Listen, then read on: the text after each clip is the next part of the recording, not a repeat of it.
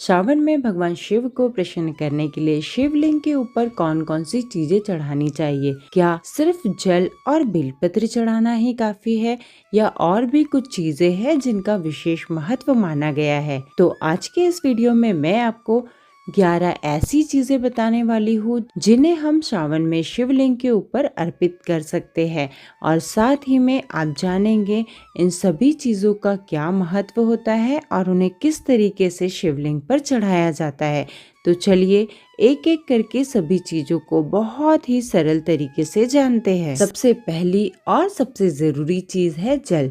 भगवान शिव को जल अर्पित करना शिवलिंग की पूजा का एक सरल और महत्वपूर्ण हिस्सा माना गया है। श्रावण में आप श्रद्धा से शिवलिंग पर स्वच्छ जल चढ़ा सकते हैं। दूसरी चीज है दूध। श्रावण में बहुत से भक्त भगवान शिव को दूध अर्पित करते हैं।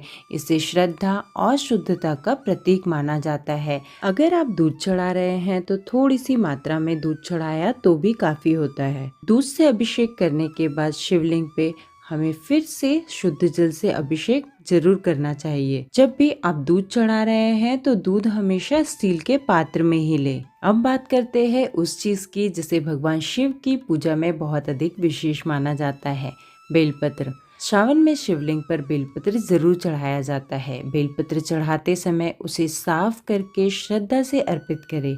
और एक छोटी सी बात, बेलपत्र चढ़ाने की परंपरा में उसके 3 पत्तों वाले स्वरूप को भगवान शिव के त्रिशूल और त्रिदेव से भी जोड़ा जाता है। चौथी चीज है गंगा जल।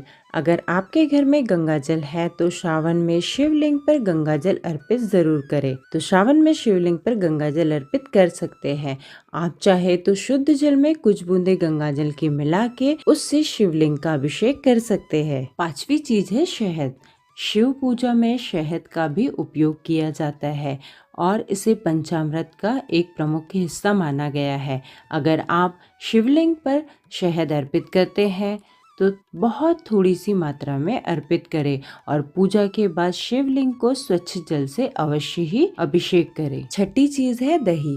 दही भी पंचामृत में शामिल किया जाता है और भगवान शिव की पूजा में इसका प्रयोग किया जाता है। अगर आप चाहे तो अलग अलग चीजें चढ़ाने की बजाय पंचामृत बना के भी शिवलिंग का अभिषेक कर सकते हैं। सातवीं चीज है घी। शुद्ध घी का उपयोग शिव पूजा में और पंचामृत बनाने में किया जाता है। अगर आप घी अर्पित करते हैं तो वो भी बहुत ही थोड़ी सी मात्रा में आपको करना चाहिए और इसके बाद जल से अभिषेक जरूर करें। आठवीं चीज है चंदन। भगवान शिव को चंदन अर्पित करने की भी परंपरा है। पूजा में चंदन का उपयोग भगवान के श्रृंगार और सुगंध के लिए किया जाता है।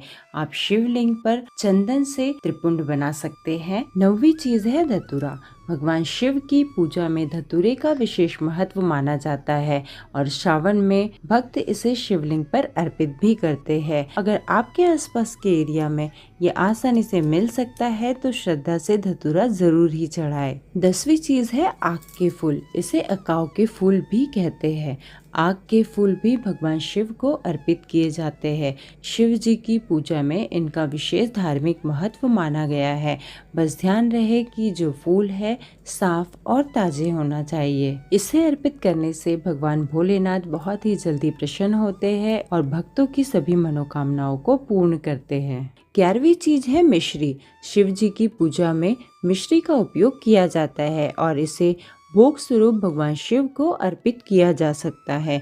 अगर आप श्रावण में शिव जी को भोग लगाना चाहते हैं तो थोड़ी सी मिश्री भी श्रद्धा से अर्पित कर सकते हैं। इन सभी चीजों को आपस में मिलाकर आप पंचामृत बना सकते हैं। पंचामृत में दूध, दही, घी, शहद और शक्कर का प्रयोग किया जाता है और इस पंचामृत से भगवान शिव का अभिषेक किया जाता है और पूजा में इसका विशेष महत्व माना गया है। तो ये थी श्रावण में शिवलिंग पर अर्पित की जाने वाली 11 चीजें और उनका धार्मिक महत्व। लेकिन भगवान शिव की पूजा में सबसे जरूरी सामग्री नहीं होती बल्कि आपकी श्रद्धा और भावना होती है।